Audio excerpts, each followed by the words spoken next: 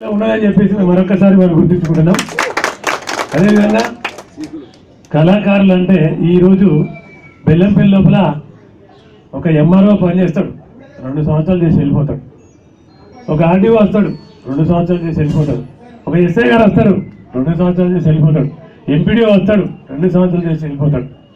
కానీ ఈ దేశానికి, ఈ రాష్ట్రానికి, ఈ జిల్లాకు పేరు తెచ్చేది మాత్రం కళాకారులు అన్న విషయాన్ని మీరు ఎప్పుడు మర్చిపోతాయని చెప్పేసి కూడా నేను ఈ సభముగా తెలియజేస్తున్నాను.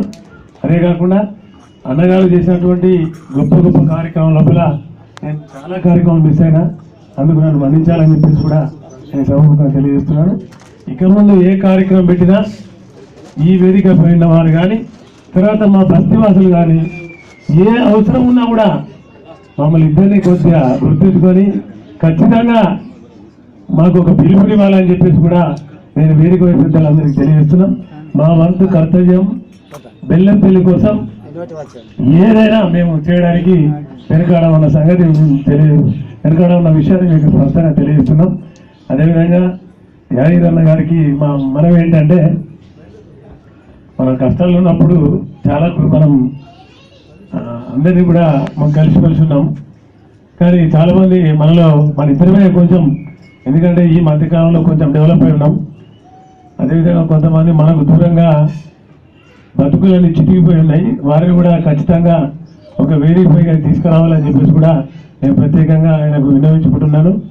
మరి ఈనాటి ఈ కార్యక్రమానికి, ఇంత మంచి కార్యక్రమానికి మమ్మల్ని పిలిచి, మమ్మల్ని ఆదరించి, మమ్మల్ని ప్రేమించినందుకు అన్నగారికి, అన్నగారి కుటుంబానికి మేము ప్రత్యేకంగా ధన్యవాదాలు తెలియజేస్తున్నాం.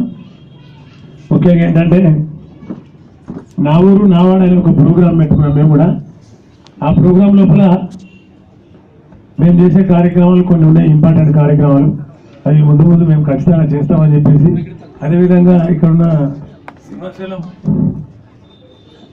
బ్రహ్మానంద భజన మండలికి ముఖ్యంగా మేము తెలియజేసేది ఏంటంటే, మాతోటి మీకు ఎప్పుడు ఏ పని ఉన్నా కూడా అన్నగారు ఇప్పుడు ఇచ్చారు ఈ మెడల్. ఒకవేళ భవిష్యత్తులో ఇంకేమైనా అవసరం ఉంటే కూడా ఖచ్చితంగా సింహాచలం గారిని మా దగ్గరికి వచ్చి ఖచ్చితంగా కలవాలి. మీకు కావాల్సినటువంటి సామాన్లు ఖచ్చితంగా మా దగ్గర తీసుకోవాలి. అదేవిధంగా ఏ మనిషి కూడా మన బస్తీ లోపల ఎంతటి స్థితిలో ఉన్నా, చితికిపోయి ఉన్నా కూడా, చనిపోయినా కూడా భజన కళాకారులు ఖచ్చితంగా అక్కడ పోయి వారిని పూర్తి స్థాయిలో వారిని గౌరవించి ఖచ్చితంగా ఆ శివ శ్మశానానికి తీసుకునేంత వరకు కూడా వాళ్ళు తోడు ఉండాలని చెప్పేసి, వారికి కావాల్సినటువంటి సహాయ సహకారాలు నేను ఖచ్చితంగా సహాయం చేస్తానని చెప్పేసి కూడా ఈ సభముఖంగా తెలియజేస్తూ, ఈ అవకాశం ఇచ్చినటువంటి యాదగిరన్నకు, తర్వాత ఇక్కడ ఉన్న పెద్దలందరూ కూడా మరి మరొకసారి ప్రత్యేకంగా ధన్యవాదాలు తెలియజేస్తూ ముగిస్తాను.